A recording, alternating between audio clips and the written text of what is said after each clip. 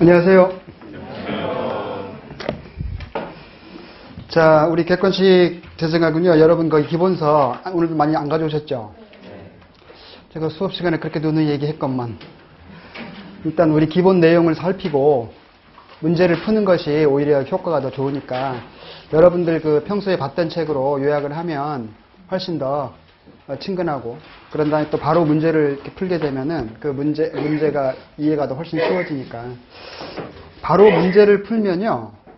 그 준비가 되신 분들은 괜찮겠지만 그러니까 기본서를 충분히 공부하신 분들은 바로 문제를 풀어도 금방 이해가 되겠는데 여러분 다 까먹으셨잖아요. 그리고 또 다른 과목들 또 공부하시느라고 또 자꾸 이렇게 왔다 갔다 하다 보니까 더 그러니까 약간 집중력이 떨어지니까 이 학습 효과를 극대화하기 위해서 이 경제학은 극대화하지 않습니까?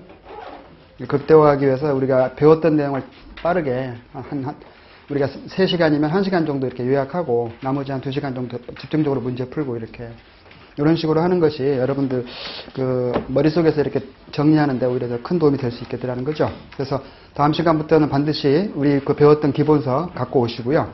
오늘은 여러분들이 안 갖고 오셨으니까 그렇다고 또 요약을 안 해드릴 수는 없는 거니까 일단 제가 가능하면 판서를 많이 하는 쪽으로 해서 요약을 할게요. 기본서를 갖고 계신 분들은 우리 제 2장이죠. 이 경제적 효율성과 시장 실패. 자, 거기에서 일단 그 기본서가 안 갖고 계신 분들은 우리 그 객관식 책 그 맨 첫 페이지에 보시면 아주 짤막하게 요약되어 있는 건 있거든요. 그 짤막한 거를 보시고 그쪽 내용을 다 갈파하시는 분들은 객관식반 안 들어도 되죠. 바로 시험 보셔도 됩니다. 자, 이 파레토 효율성인데요. 결국 이 경제학에서 우리가 추구하는 게 이 효율과 공평인데 일단은 그 효율성 쪽에 포커스를 맞추고 있다는 거죠. 그리고 효율성을 추구하면서도 공평성까지 달성할 수는 없을까 이걸 고민하고 있고요. 거기서 가장 중요한 그 컨셉 중에 하나가 파레토 효율성 또는 파레토 최적이라고 한다 그랬죠. 한 사람의 후생을 감소시키지 않고서는 다른 누구의 후생을 증가시킬 수 없는 상태를 말하는 거죠. 즉 이 파레토 효율적인 배분 상태에서는 그 파레토 개선이 일어날 수가 없겠더라는 거죠. 이 파레토 개선이라는 것은 다른 사람의 후생을 감소시킴이 없이도 최소한 사회 구성원 한 사람이라도 후생이 증가할 수 있는 상태를 말하지 않습니까? 이게 파레토 개선이 되겠죠. 그 다음에 파레토 효율성은 더 이상 파레토 개선을 낳을 수 없는 상태를 말하는 거지.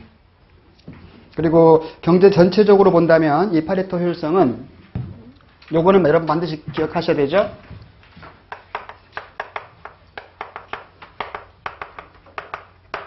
이 파레토 효율성에 대해서 경제 전체적인 관점에서는 소비 관점이 있고 생산 관점이 있고 경제 전체적인 관점이 있겠다는 거죠. 이렇게 이 소비 관점에서는 바로 두 사람의 한계 대체율, 두 재화를 소비한다. X재와 Y재. 그리고 사회 구성원은 A, B 두 사람이 존재한다. 이렇게 A라는 사람의 한계 대체율과 B라는 사람의 한계 대체율 여기에 일치하면 되겠다는 거죠. 이걸 우리가 그림으로 그려보면 여기 X재, Y재량, 여기 A라는 사람의 원점, B라는 사람의 원점 이렇게 여기에 계약곡선이 존재했고요.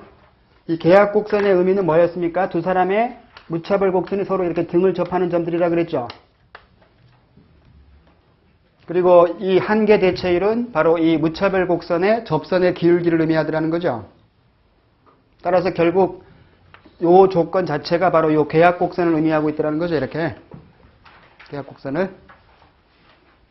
이거는 여러분들 기호를 잘 기억하셔야 돼요. MRS는 이게 한계 대체율이야.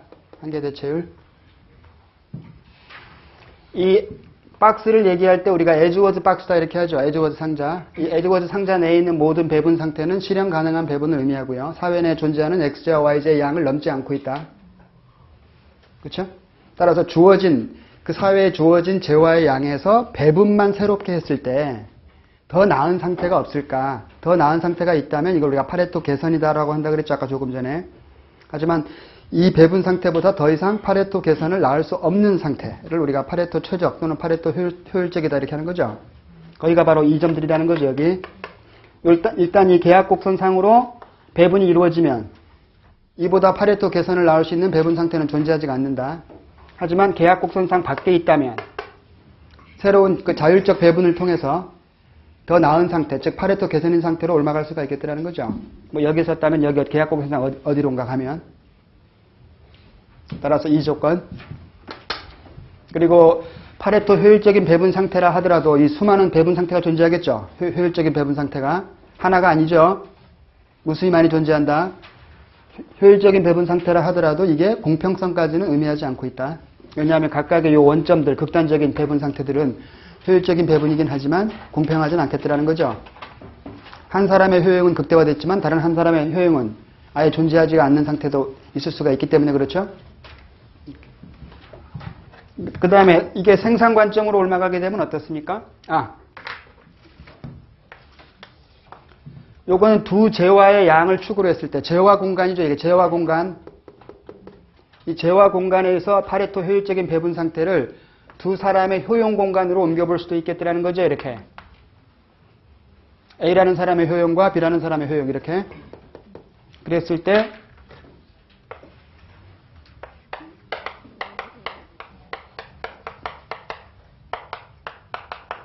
효용 가능 곡선으로서 우리가 표현해 볼 수가 있겠다는 거죠.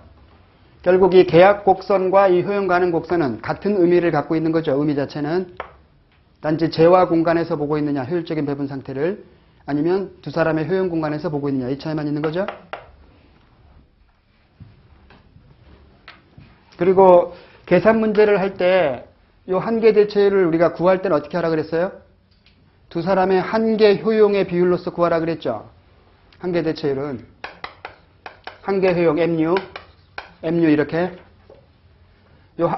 그리고 이 한계 효용은 어떻게 구하라 그랬어요? 계산 문제를 낼 때는 각각의 개인 A의 효용 함수가 주어지는 거죠. 이렇게 X를 몇 개, Y를 몇 개 이런 식으로. 그렇죠? 그러면 이 각각의 한계 효용은 한번 미분 과정을 통해서 하라 그랬죠. 그래서 여기 지금 한계 대체율이 X, Y 이렇게 순서되면 위에서부터 내려오라 그랬습니다. 수업 시간에 이런 식으로. 요거 어겨버리면 큰일 나요. 계산 문제 엉뚱하게 푸는 거죠.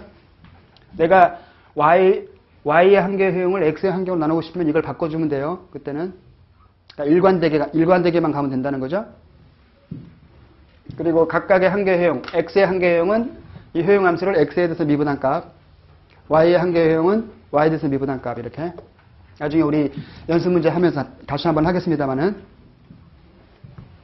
그 다음에 똑같은 얘기인데, 이제 이게 생산 과정으로 건너가게 되면 어떻게 됐습니까? 이제 두 재화가 아니라 두 생산 요소로 등장하는 거죠.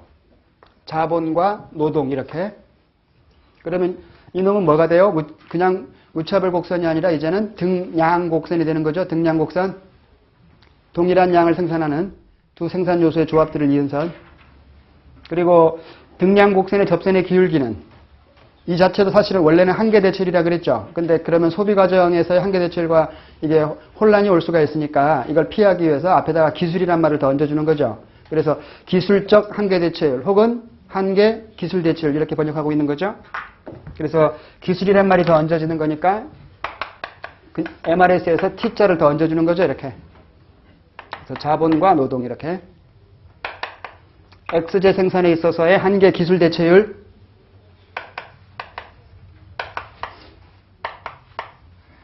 Y제 생산에 있어서의 한계 기술 대체율 이렇게. 그렇죠? 그리고 똑같이 이 생산 관점에서의 파레토 효율성을 충족시키는 점들을 추적해보면 계약 곡선으로 표시할 수 있다. 똑같고요. 이것도. 계약 곡선. 따라서 계약 곡선상에 있는 모든 점들은 다 생산의 효율성을 충족하고 있다.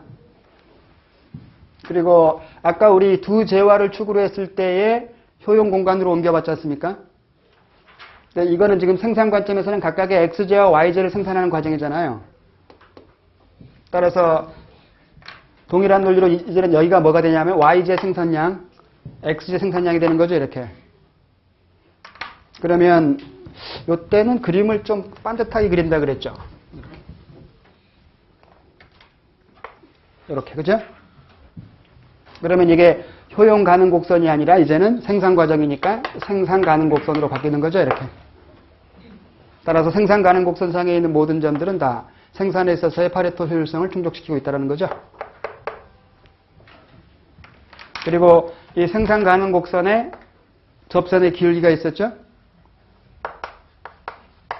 바로 한계 변환율 또는 한계 전환율이라고 하는 놈이죠. 그렇죠? 그래서 시험 문제에서 나중에 보시면 아시겠지만 이놈과 이놈이 같을 때 파레토 효율적이다 이런 식으로 막 이렇게 막 섞어놔요. 그래서 틀린 놈으로 이렇게. 이놈과 이놈이 같을 필요는 없습니다. 그죠? 한계 기술 대체율과 한계 변환율이 같을 필요는 없어요.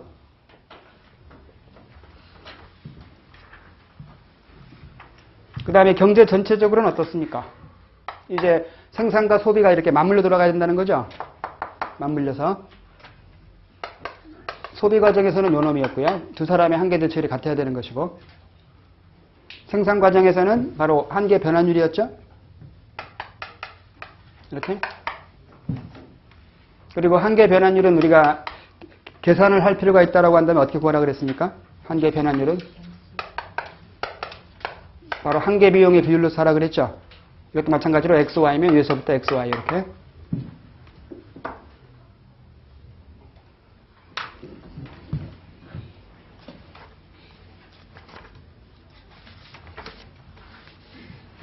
자, 이 식은 여러분들이 기본적으로 알고 계시면 좋겠고, 이것도 지금 여러분들 갖고 계신 그 객관식 책에도 간단하게 아마 요약이 되어 있겠고요.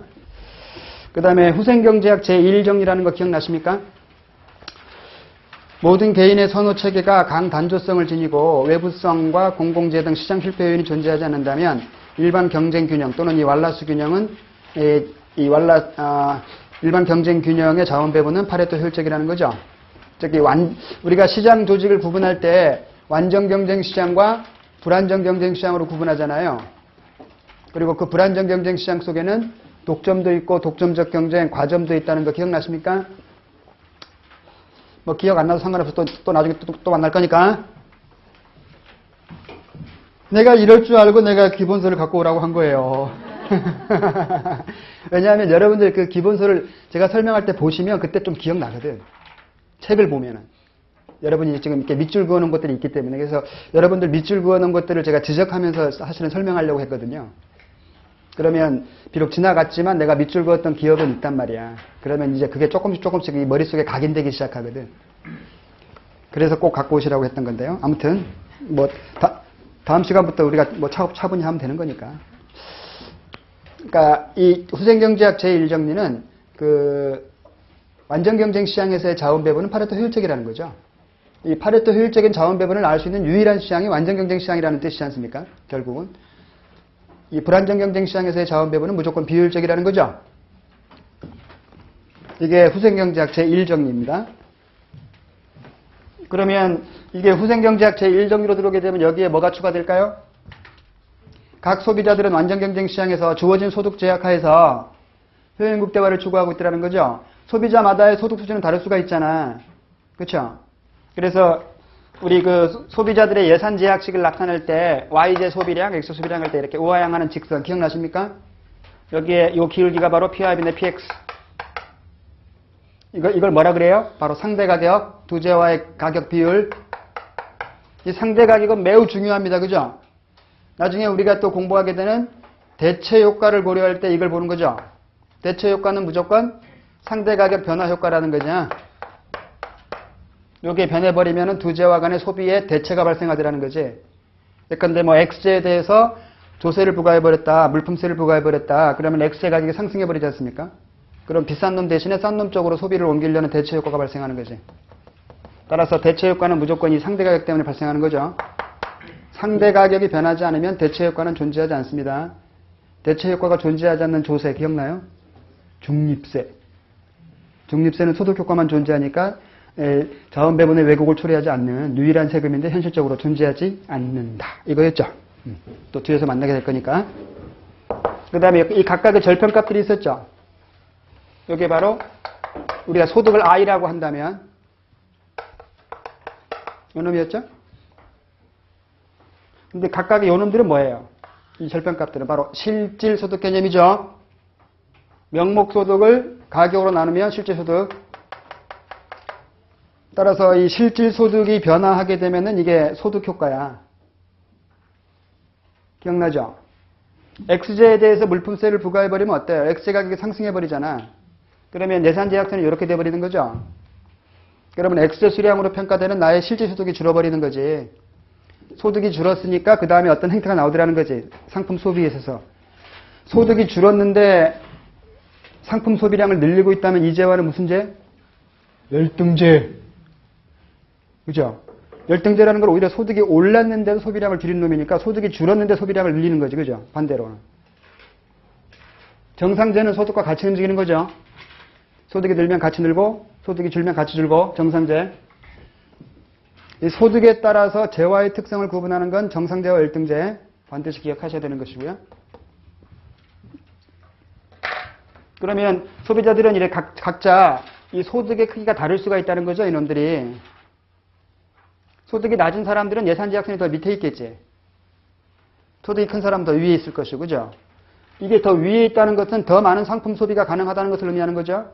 밑에 있다는 것은 더 적은 양을 소비하고 있다. 이렇게 소득이 많은 사람보다는 적은 사람이 소비량이 적을 수밖에 없다는 거죠. 전체적으로. 따라서 소득이 많든 적든 사회 구성원 중 A, B 두 사람이 존재할 때 A라는 사람이 소득이 많을 수도 있고 B라는 사람은 적을 수도 있지 않습니까? 그러면 예산 제약서는 서로 다르지만 소비자 균형 상태에서는 어때요? 주어진 소득 제약 하에서 무차별 복사 접하는 접점이 유일한 소비자 균형점이라는 거죠. 여기가 소득이 낮은 사람은 이렇게 되겠죠. 그러면 소비자 균형 조건은 뭐예요? 여기서 바로 한계 대체율과 상대 가격이 일치하고 있다는 거죠. 두 놈이 상대 가격. 그 다음에 요 점에서의 기울기는 바로 요 놈이죠. 한계 대체율. 따라서 이게 후생경제학 제2 정리로 들어오게 되면은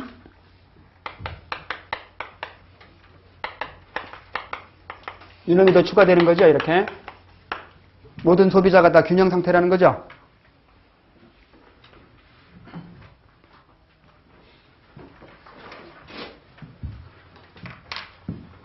그 다음에 이게 생산 과정으로 건너오게 되면 어떻게 되겠습니까? 생산자들은 비용 제약에 직면해 있다는 거지. 잘 보세요. 이 소득 제약식은 소득을 I라고 했을 때 소비자들은 이놈이었잖아요. X제 구매액, Y제 구매액을 합친 놈이 나의 소득을 넘을 수는 없다. 그렇죠? 이게 소득 제약이고요. 비용 제약은 어떻게 되겠어요? 기업들의 총 비용을 우리가 TIS라고 한다면 이걸 가지고 두 생산 자원을 고용할 수밖에 없잖아. 자본과 노동을. 그러면 노동의 가격은 임금이니까 W. 여기다가 노동량. 자본의 가격은 이자 또는 임대료 R. 자본량. 따라서 모양 보면 어때요? 똑같지 않습니까? 그렇죠? 단지 기호만 바뀌었잖아. 기호들만. 이놈 앞에다가 이놈의 가격, 이놈 앞에다가 이놈의 가격, 이놈 앞에다 이놈의 가격. 똑같단 말이에요. 그러면 이놈은 뭐가 되겠어요? 상대 가격은. 이렇게 되겠죠?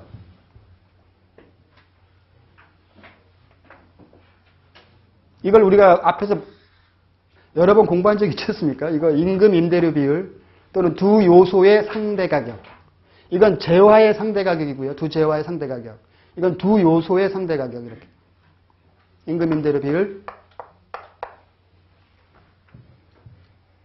이렇게 끄떡끄떡이 활발하지 않을 수가 있나요?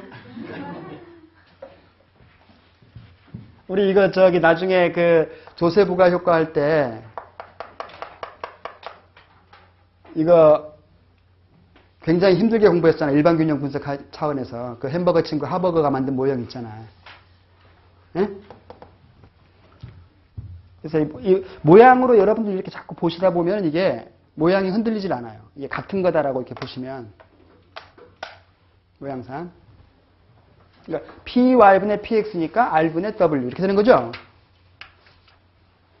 그렇죠? 똑같단 말이에요. 이게 지금 PY분의 PX면 R분의 W. 이렇게. 그럼 임금 임대료 비율 또는 요소의 상대 가격 이렇게. 그러면 이제 생산 과정에서는 이놈이 이제는 무차별 곡선이 아니라 등량 곡선이 되어버리고요. 등량 곡선의 기울기는 한계 기술 대출이라고 그랬죠. 그러면 여기가 이제 어떻게 되는 거냐면 임금 임대료 비율 이렇게 되어버리고요.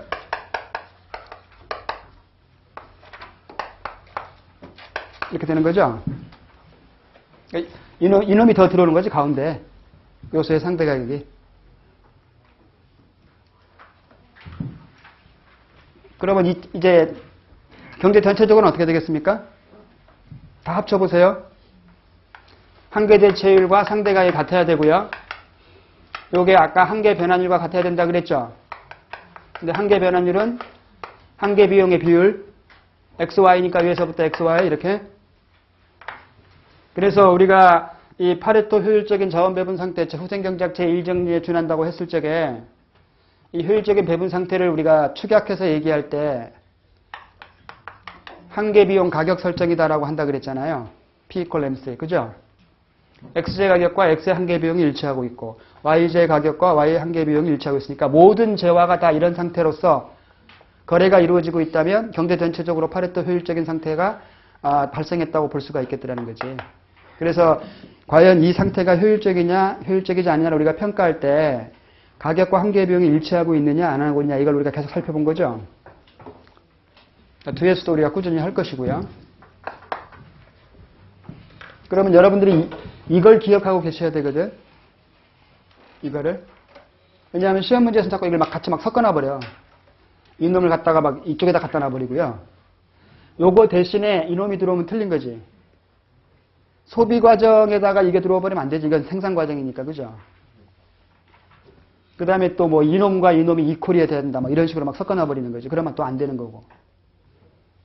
그러니까 이거를 내가 딱딱딱 이렇게, 이건 소비에서는 이놈만 나와야 돼. 생산에서는 요놈만 나와야 돼. 경제 전체적인 관점에서는 요놈만 나와야 돼. 이렇게.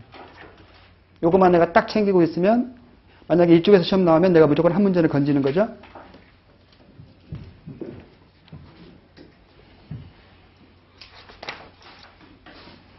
그 다음에 후생경제학 제1정리가 이렇고요. 후생경제학 제2정리는 1정리를 약간 역으로 가는 건데요. 모든 개인들의 선호가 연속적이고 강단조성 및 볼록성을 충족한다면 이 1정리에서는 단조성만 앞에 전제했었는데 2정리에서는 볼록성까지도 이렇게 추가된다는 것이 있었죠. 볼록성을 충족한다면 초기 부존 자원의 적절한 자원 배분을 통해서 파레토 효율적인 일반 경쟁 균형을 통해 달성할 수 있다. 이렇게. 그러니까 일반 경쟁 균형이면 파레토 효율적이다. 파레토 효율적인 자원 배분을 경쟁 균형을 통해 달성할 수 있다. 사실은 이 정리는 역으로 갔다고 할 수 있는 거죠. 역도 성립한다 이렇게. 1정리의 역도 성립한다는 것이 2정리다 이렇게 보시면 되겠죠. 결국 어떤 그 재배분을 통해서 그 초기 부존이 이게 공평성을 충족하지 못하는 경우가 있을 수가 있잖아요. 그냥 파레토 효율적인 배분만 충족하는 경우가 있잖아요. 그러니까 예컨대 뭐 이런 점이 있었다고 본다면 파레토 효율적인 배분이죠. 근데 이게 공평하다고 볼 수는 없지 않습니까? B라는 사람의 효용은 되게 높은데 A라는 사람의 효용은 굉장히 낮게 형성되어 있지 않습니까? 따라서 인위적으로 새롭게 어떻게 재배분을 이렇게 공평한 재배분을 이렇게 했다고 했을 적에 이 상태에서 다시 또 파레토 효율적인 배분 상태로 올라가면 공평성과 효율성을 동시에 충족할 수도 있을 가능성이 존재한다는 것을 의미하는 게 제2정리의 의의라고 할 수 있다는 거죠.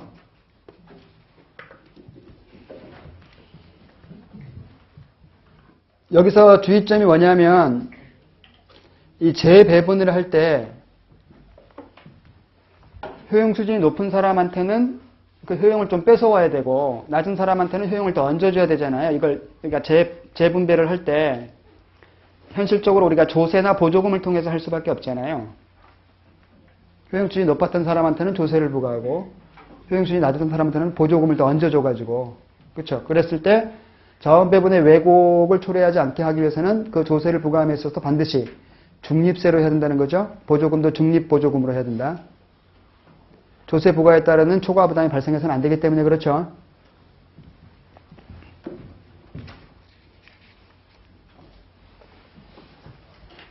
그 다음에 나오는 게 뭐냐면 사회 후생함수예요.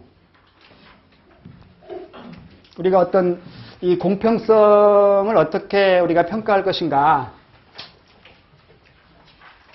공평성. 이거는 결국 그 공평성에 대한 그 사회 구성원들의 가치관에 의존할 수밖에 없겠더라는 거죠. 그 사회 구성원들이 이 공평에 대한 개념을 어떻게 보고 있느냐. 이건 각 사회마다 다를 수 있다는 거죠. 이걸 나타낸 게 바로 이 사회 후생함수인데,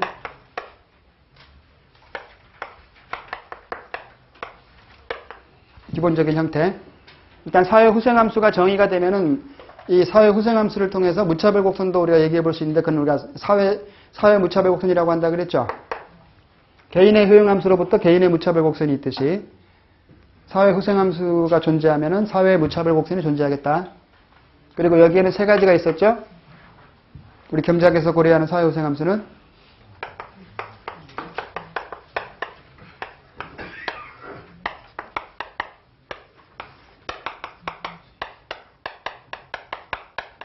이렇게 세 가지가 있었죠. 이 공리주의는 뭐였어요? 공리주의 철학자 제레미 벤덤, 이 양반이 얘기한 최대 다수의 최대 행복, 이걸 반영해가지고 봤더니 그 사회 구성원들의 효용을 다 합쳐버리면 되겠더라는 거죠. 뺨이 없이 다 합쳐버리면 이게 최대 행복이 되겠더라는 거죠. 그런데 문제는 이 최초의 공리주의 사회 구성함수에는 소득 분배가 고려되어 있지 않았습니다.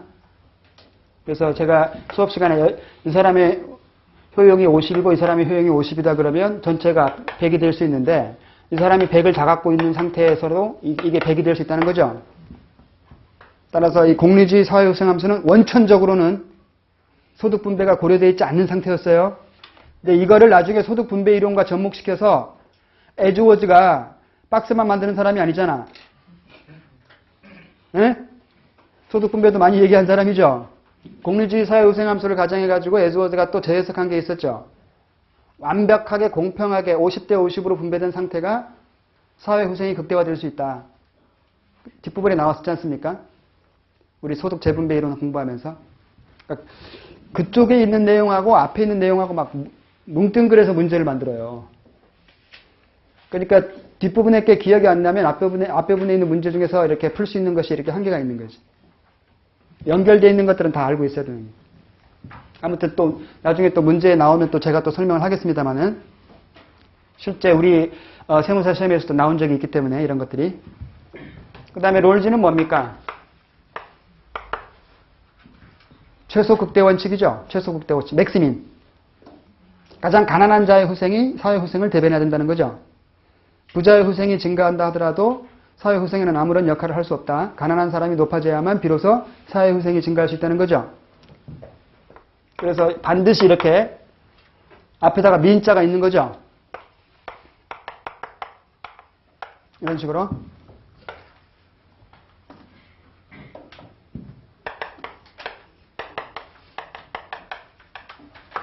평등주의는 이렇게 고비였고요. 고비인데 제가 수업 시간에 얘기한 거 기억나십니까? 여기에 가중치가 없다고. 사실은 여기 엄밀한 의미에서 이렇게 가중치가 있는 것이 원칙이라고. 그죠? 평등주의 사상에 입각했을 때 효용 수준이 높은 사람이 낮은 사람이 있으면 효용 수준이 높은 사람에게다는 가중치를 작게 두고 효용이 원래 낮았던 사람한테는 가중치를 높여줘야 되는 거죠. 그래야 이게 평등한 거니까.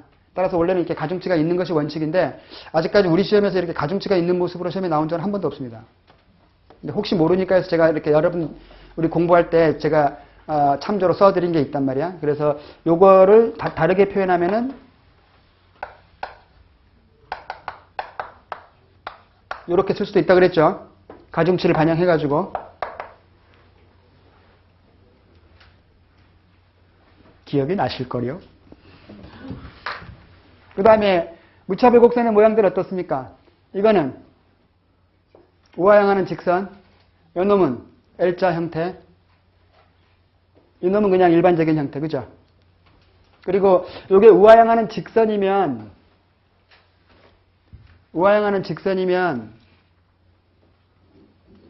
그냥 일반 두 재화를 고려할 때 무차별 곡선이 우하향하는 직선이면 X제와 Y제 그림에서 두 재화는 무슨 관계?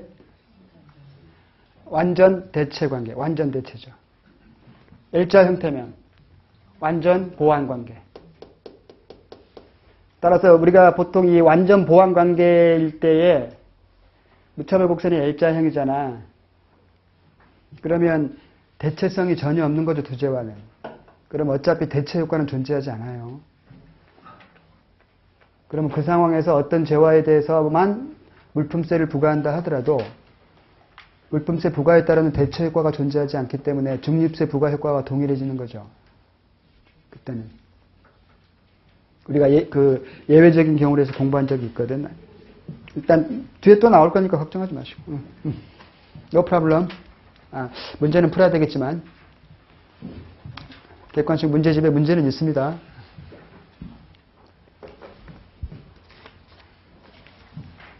그 다음에 이 사회후생함수 등장 이후에 나오는 것이요. 불가능성 정리라는 것이 있어요. LO의 불가능성 정리 기억나십니까? 이 사회후생함수가 갖춰야 될 최소한의 조건 5가지가 있었죠.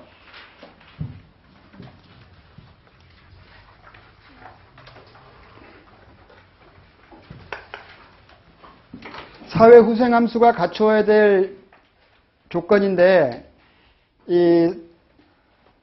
현실적으로 어떤 그 사회 구성원들이 어떤 가치를 가지고 있느냐를 우리가 평가하는 방법이 있죠, 현실적으로. 그러니까 사회후생함수라는 거니까 이론에서만 존재하는 거잖아요, 사실은. 뭐 공리주의다, 무슨 평등주의다, 이것들은.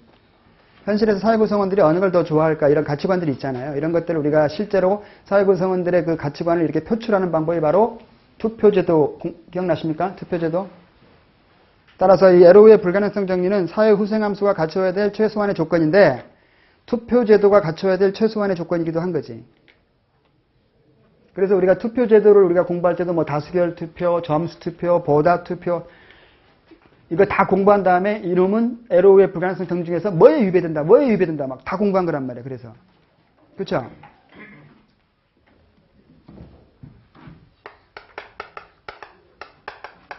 그 조건이 바로 요 놈이었고요. 여기에는 2가지가 있기 때문에 이렇게 뭉뚱그려서 얘기한 거죠.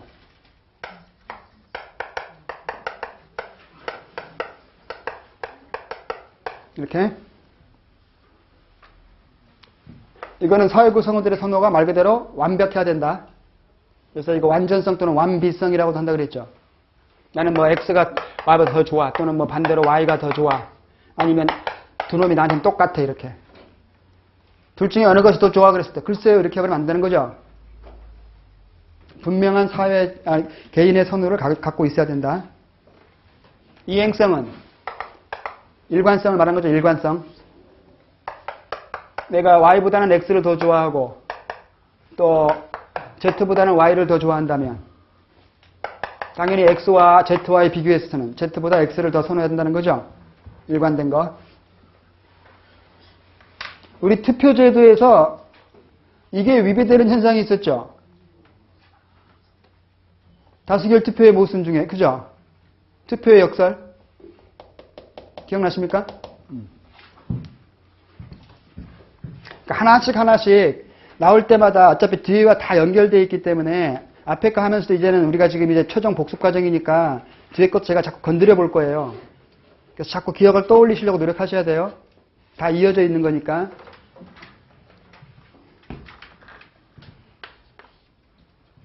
두 번째,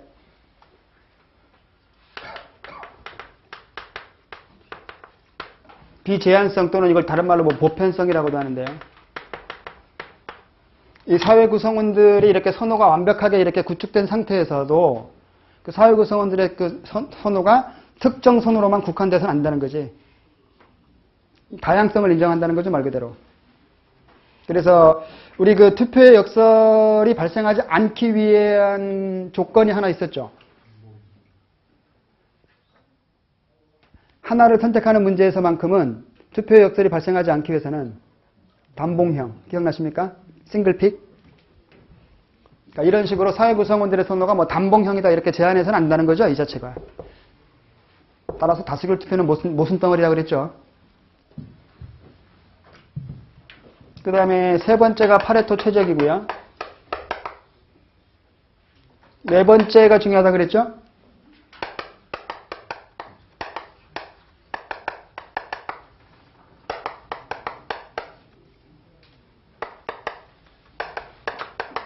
이게 되게 길어요, 이거는. 그래서 시험이 많이 나오는 것 같아, 이게.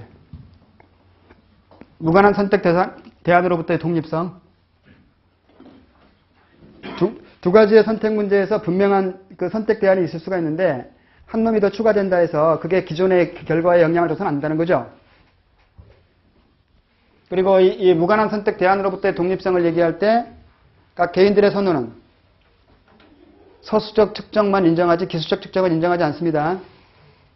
기수성은 아니야.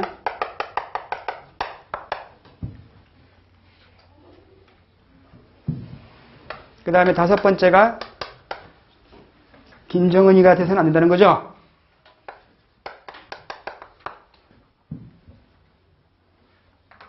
이 다섯 가지. 이게 에로우의 불가능성 정리였죠.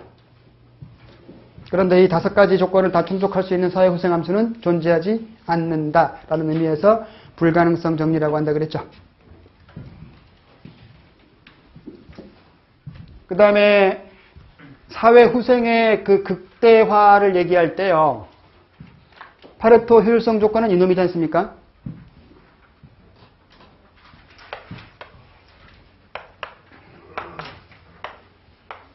그 사회에 이렇게 생산 가능 곡선이 주어져 있고요. 그러면 그 사회가 이 생산 가능 곡선상 어떤 점을 선택하게 되면 생산의 효율성을 충족해버리는 거지 않습니까?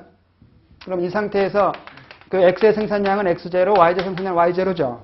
그러면 이 상태라면은, 최초의 상태가 이 상태라면은 그 사회의 X의 부존량은 X0, Y의 부존량은 Y0지 않습니까? 이걸 가지고, 사회 구성원 A, B 두 사람이 자발적으로 교환을 통해 가지고 파레토 효율성을 충족해버리면 되는 거죠. 따라서 여기에 이렇게 계약 곡선이 존재할 수 있다고 그랬잖아요.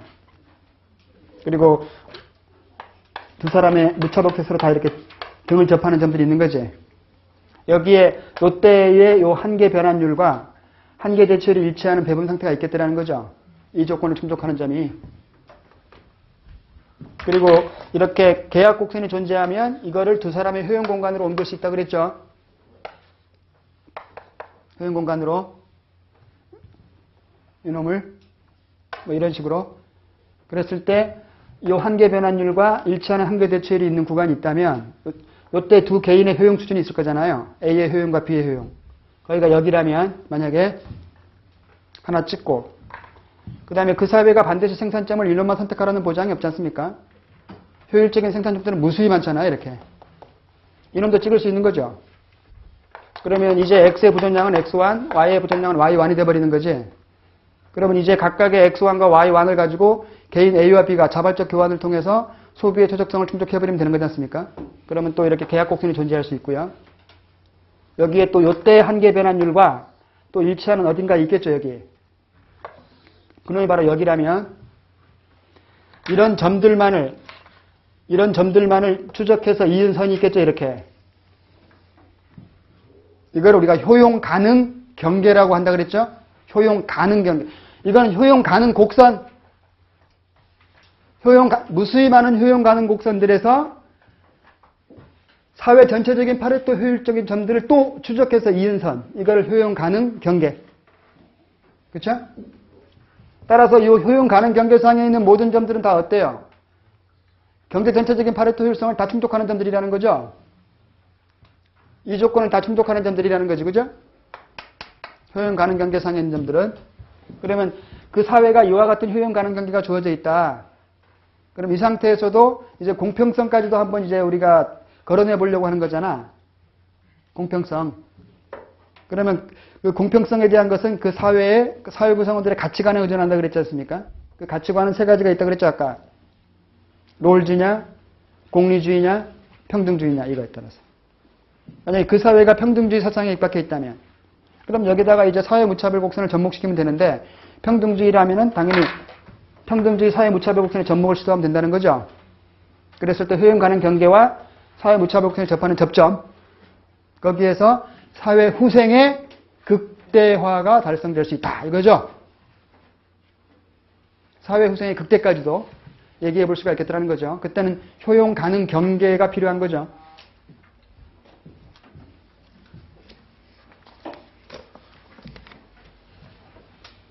그 다음에 보상원리 기억나십니까? 보상원리.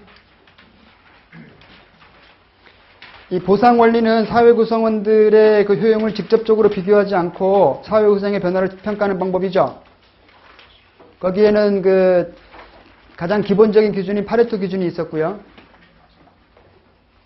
이 파레토 개선은 우리가 알다시피 다른 사람의 후생을 감소시킴이 없이 다른 누구의 후생이 증가한 상태를 말하는 거죠. 그런데 파레토 개선으로 다 설명이 안 되는 개선 상태가 있을 수가 있는데 그걸 얘기한 사람이 바로 칼도, 경상도 사나이 칼도, 또 친구인 힉스도 있었죠. 힉스. 그래서 두 사람이 얘기한 게 서로 똑같진 않은데 거의 엇비슷하다 해서 칼도, 힉스 기준이라고도 이렇게 뭉뚱그려서 한다는 거죠. 이 칼도 기준에 따른다면은 사람들에게 실제적인 보상을 하는 게 아니라 잠재적 보상이었습니다.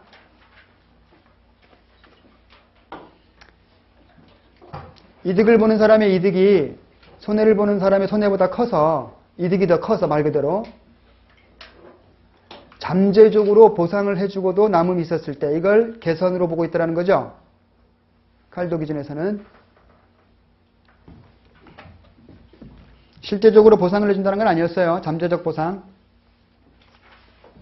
그리고 이런 칼도의 이런 그 잠재적 보상 개념의 이론적 근거를 두고서 실제적으로 사회 상태를 우리가 어떤 사회 사업을 할 것인가 말 것인가를 평가할 때 쓰는 나중에 우리가 공부하게 되는 비용 편익 분석도 바로 이 칼도의 잠재적 보상, 이 파레토 잠재적 파레토 개선의 이론적 근거를 두고 있다는 거란 말이죠. 어떤 사업을 할 것인가 말 것인가를 할 때 그 사업에 따르는 비용보다 편익이 크다라고 평가돼야만 그 사업에 의의가 있겠다라는 거였죠. 이것도 나중에 우리 공부할 것이고요. 우리 시험에는 한 번도 안 나왔던 게 있는데 스키토프스키라고. 스키토프스키. 뒤로 해도 스키토프스키. 앞에서 스키토프스키. 칼도 기준을 이게 이중으로 한 거죠. 그러니까 X라는 상태에서 이렇게 Y라는 상태로 갔을 때 이게 개선이면 역으로 갔을 때는 이게 개선이 나와서는 안 된다는 거죠. 그래야 이게 진정한 개선이라는 거죠. 이렇게 하는 것이. 이게 스키토프스키였죠. 그런데 이러한 보상 원리들이 가지고 있는 가장 큰 맹점이 뭐였습니까? 실제적 보상이 이루어지고 있지는 않다는 것이고요. 또 한 가지는 각 개인들의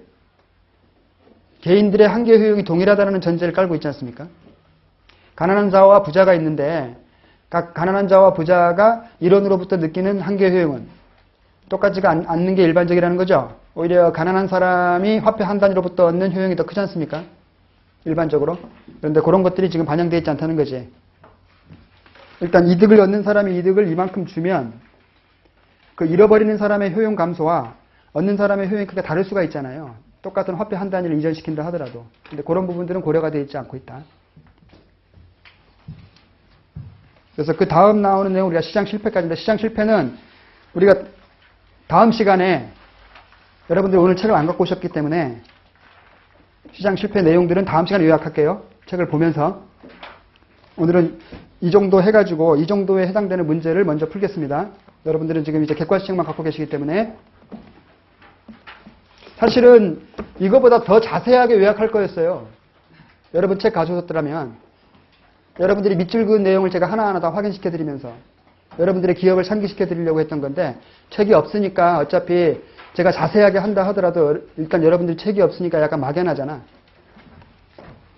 자, 그럼 일단 문제를 풀면서 부족한 부분들은 문제에서 다시 또 보충하도록 할게요. 오늘은. 자, 여러분 갖고 계신 책 2페이지로 가겠습니다. 우리가 챕터 1은 공부하지 않았습니다. 그죠? 거의 이제는 시험에 거의 안 나오고 있고요. 과거에 나왔던 것들이 몇 개 있는데 한번 잠깐 볼까요? 거기 문제 한 3개 정도 있는데 2페이지와 3페이지에 걸쳐서 거기 요약된 내용을 먼저 보시겠습니다. 정부의 기능은 크게 3가지 기능이 있지 않습니까? 자원 배분 기능이 있고 소득 재분배 기능이 있고 경제 안정화 기능이 있는 거죠. 자, 여기에서 1번 문제 보시면 정부의 역할을 정당화하는 복지국가의 목표로 적합하지 않은 것은 미시적 효율성 달성. 이 미시적 효율성 달성이라는 것은 이거 시장 실패를 발생시키지 않는다는 것을 말하는 거죠. 그 다음에 물가 안정, 이거는 경제 안정화 기능이고요. 그 다음에 빈곤 문제 해결, 이건 소득 재분배 문제고. 그 다음에 사회적 통합, 이건 잘 모르겠고. 그 다음에 완전 평등 추구, 이거는 우리 복지국가와는 관계가 없죠. 완전 평등은 이게 원래 사회주의 이데올로기니까요. 우리가 지금 배우는 건 자본주의입니다. 그러니까 자본주의에서는 궁극적인 목표가 복지국가라고 하고요. 이 공산국가들은 사회주의라고 하는 거죠. 사회주의 국가. 그러니까 사실은 가보면 똑같은 나라예요. 그러니까 사회주의에서 말하는 그 사회주의 국가랑 자본주의 국가가 말하는 복지 국가가 다 똑같은 나라예요. 근데 이거를 자본주의 시장 경제 메커니즘을 통해서 그 나라로 갈 것이냐, 아니면 사회주의 노선으로 갈 것이냐, 이거지. 그러니까 가고자 하는 목표점은 똑같습니다. 근데 그 가는 과정을 자본주의 시장 경제로 가자. 이게 지금 우리가 채택하고 있는 이 자본주의 시장 경제죠. 근데 이 사회주의 이데올로기는 이게 완전 평등을 추구하고 있지 않습니까? 따라서 우리 자본주의에서 말하는 복지국가와는 일치한다고 볼 수는 없는 거죠. 그 다음에 2번 문제를 보시면 정부의 기능, 3대 기능 중에서 배분 기능에 속하지 않는 것은, 이게 분배란 말과 배분이란 말은 달라요. 여기서 말하는 그냥 배분, 영어로 allocation, 이게 오해가 있을까봐 아마 이거 미국말로 쓴 것 같은데요. 이거는 자원 배분을 말합니다. 우리가 소득은 분배라고 하죠. 배분이라고 안 하고. 예? 미국말로 틀려요. 미국말로 달라. 미국말로는 distribution. 소득 분배할 때는 distribution. 그러니까 allocation이란 말이 나오면 이건 자원 배분을 말합니다. 그러니까 이게 뭐냐면 배분은 그냥 이렇게 탁 나누는 거고, 이 allocation은 조금 나누긴 나누는데 적재적소에 배치하는 거야. 이게 location이야, location.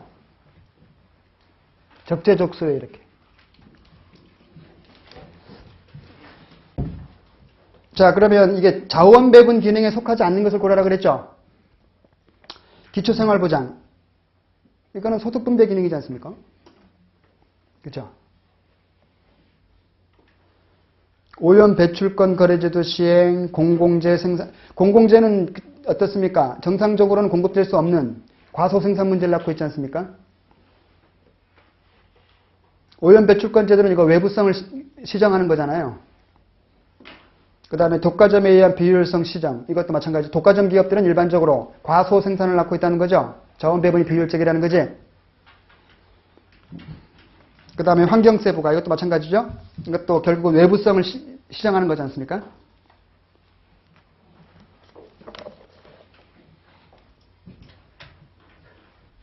따라서 다른 것들은 다 자원 배분 기능을 얘기하는 건데, 기초생활보장은 이거 소득 재분배 기능이라는 거죠.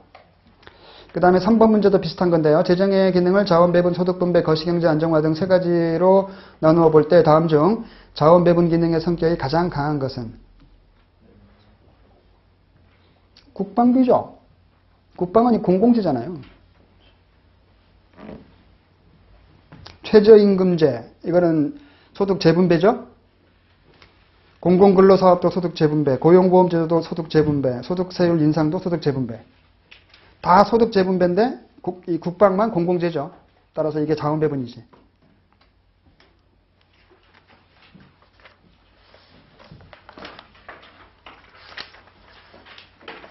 자, 그 다음에 다음 챕터로 가서 이제 경제적 효율성과 관련된 문제들, 여러분 제 6페이지를 보시면요.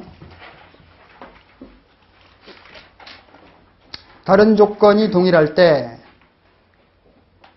A에게는 X제 한 단위 추가된 경우와 Y제 두 단위 추가된 경우가 동일한 효용 증가를 나타내고, X제 하나당 Y제 두 개, 한 개 대체율 2. 요게 지금 2라는 거죠, 이거? 개인 A는?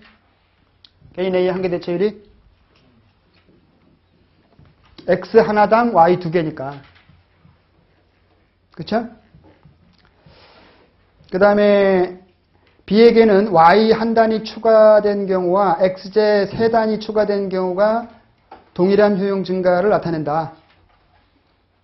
y 하나당 x 세개니까 x 하나당 y는 3분의 1개죠. 따라서 b는 3분의 1개 이렇게. 따라서 이퀄이 안 되고 있죠? 이쪽이 크잖아요. 요게 일치해야만 효율적이잖아요. 자, 이런 상황에서 다음 중 옳은 것은 현 상태는 파레토적 상태다. 아니다. 틀렸고요. 지금 이퀄이 안 되고 있죠? 그 다음에 현 상태에서 A와 B의 X제와 Y제에 대한 한계 대치율이 같다? 아니죠. 다르죠? A가 더 크죠?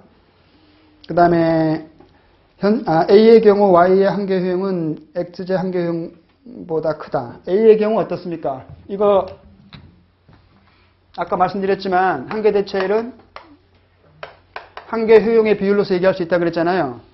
XY니까 위에서부터 XY 이렇게. 그렇죠? 그러면 요게 2니까 이게 1분의 2잖아. 이 전체 값이 2니까, 그죠? 그러면 Y의 한계 효용이 1일 때 X의 한계 효용은 2라는 뜻이지 않습니까? 지금 한계 대치 2라는 것은. 따라서 Y의 한계 효용보다 지금 X의 한계 효용이 큰 거지. 개인 A는. 그냥 단순한 그냥 초등 수준의 산수잖아요. 좀 아시는 것들은 좀 활발하게 끄떡여 주십시오. 왜냐하면 이게 이 숫자적인 것들, 특히 이런 기호 같은 것들에 이렇게 여러분들이 지금 친숙하지 않은 분들이 되게 많으시잖아. 그래서 진짜 알고 있을까? 이걸 분명히 여러분들을 설득시켜야만 되는 거냐, 제가. 이런 것들은 굉장히 간단한 문제이기 때문에 이 정도의 문제는 여러분들이 반드시 풀어야 되는 문제이기 때문에 그렇습니다. 따라서 3번은 틀렸죠. 오히려 작다라고 해야 되겠죠. 그 다음에 A와 B의 X제와 Y제로부터 각각에 발생하는 한계 효용의 비율이 같다. A와 B의 각각의 X제와 Y제 한계 효용의 비율이 다르기 때문에 이게 이퀄이 안 되고 있는 거잖아요. 지금 Y도 마찬가지로 지금 이거니까요. 똑같이. Y는 지금 이게 지금 3분의 1이고 전체 값이 이게 지금 2니까 다른 거잖아. 그죠? 따라서 이게 1번, 2번, 4번은 같은 거야. 그죠? 만약에 이게 파레토 최적인 상태라면은 1, 2, 4번은 다 성립이 되는 거지. 그 다음에 5번. 그럼 정답 5번이라는 거죠? A가 Y제 한 단위를 B에게 양도하고 X제 한 단위를 받으면 현 상태가 개선될 수 있다. 지금 여기 보십시오. 개인 A는 X 하나당 Y 두 개야. 그러면 만족이 똑같아. 동일한 만족. B는 X 하나당 Y 3분의 1개밖에 안 줘요. 그죠? 따라서 B는 X를 더 좋아하고 있지. 왜냐면 반대로 하면 Y 하나당 X 3개잖아. 나는 이렇게 바꾸면 기꺼이 바꾸겠다는 거지. 그죠? 그러면 이 사람은 X 하나를 잃어버리면 Y 두 개만 얻어도 되거든. 그죠? 그럼 X 하나를 줘. 그럼 이 사람은 Y를 3개를 포기해도 된다. 나는 충분하다고 보고 있잖아요. 근데 이 사람은 2개만 얻어도 충분하다고 보고 있잖아요. 그렇죠? 그러면 두 사람 모두의 효용이 증가시킬 수 있죠. 조금씩이라도. 근데 뭐 나는 X 하나 주고 Y 2.5개 받으면 되잖아요. 이 사람은 원래 Y를 3개나 포기할 마음이 있었는데 X 하나를 얻는 대신에. 그죠? 2.5개만 주면 되는 거니까 두 사람 모두의 효용이 증가할 수 있죠. 이해되세요?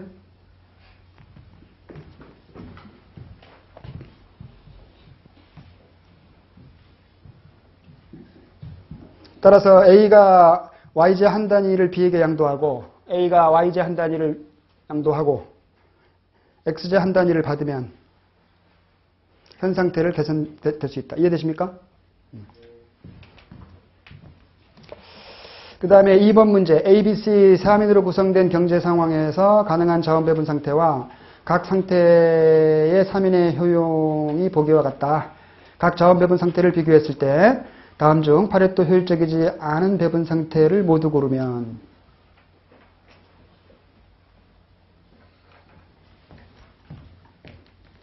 파레토 효율적인 배분 상태라고 한다면 지금 현 상태가 다른 상태로 딱 올라가는 순간 누구 한 사람의 효용은 줄어야 되는 거지. 이해돼요? 다른 누구의 후생을 감소시키지 않고서도 한 사람이라도 후생이 더 증가할 수 있는 상태가 되면 이건 파레토 개선이야. 가 상태에서 보시면요. 가는 지금 개인 A가 3, B가 10, C가 7이에요. 각각의 효용들이. 나로 한번 가볼게요. 나. 가에서 나. 그러면 A는 증가하고 있죠. 3에서 6으로. B는 증가하고 있죠. 10에서 12로. 그 다음에 C는 줄어버리고 있잖아요. 따라서 안 되겠죠? 그 다음에 가에서 다 3에서 13 증가하고 있고 10에서 10 그대로고 7에서 3 한 사람이 줄어버리고 있네요. 그죠? 근데 가에서 라로 가보세요. 개인 A는 3에서 5 증가하고 있죠. 개인 B는 10에서 12 증가하고 있고 C 7에서 8 다 증가하고 있죠. 따라서 가에서 라로 가면은 파레토 개선이죠. 따라서 가는 파레토 최적인 상태가 아니지. 파레토 개선인 상태가 있지 않습니까? 라로 가면 되는 거니까. 따라서 가는 일단 안 되고요. 이거 다 해봐야 돼, 이거 하나씩. 그 다음에 나에서 가로 가면 일단 개인 A가 벌써 걸려버리네요. 그죠? 한 사람이 줄고 있죠? 그 다음에 나에서 다로 가면 B가 줄고 있네요. 그쵸? 라로 가면 A가 줄고 있네요. 그죠? 그 다음에 다에서 가로 가면 A가 줄고 있고 가에서 나로 가면 다에서 나로 가면 A가 줄고 있고 라로 가면 A가 줄고 있고 라에서 가로 가면 A가 줄고 있고 나로 가면 C가 줄고 있고 가로 가면 B가 줄고 있고 하나밖에 없네요. 가. 그렇죠? 나머지 것들은 다 어느 쪽으로 가더라도 다 한 사람의 효용은 무조건 줄고 있지 않습니까? 근데 가에서 라로 가는 상황만큼은 세 사람의 효용이 다 증가하고 있잖아요. 파레토 개선을 낳고 있지 않습니까? 따라서 가는 지금 현 상태가 파레토 최적이다라고 볼 수 없지. 간단한 문제 같지만 사실은 이거 다 해봐야 되는 문제였습니다. 아, 이거 국회에 가기가 쉽지가 않네요. 잠시 쉬었다 하겠습니다.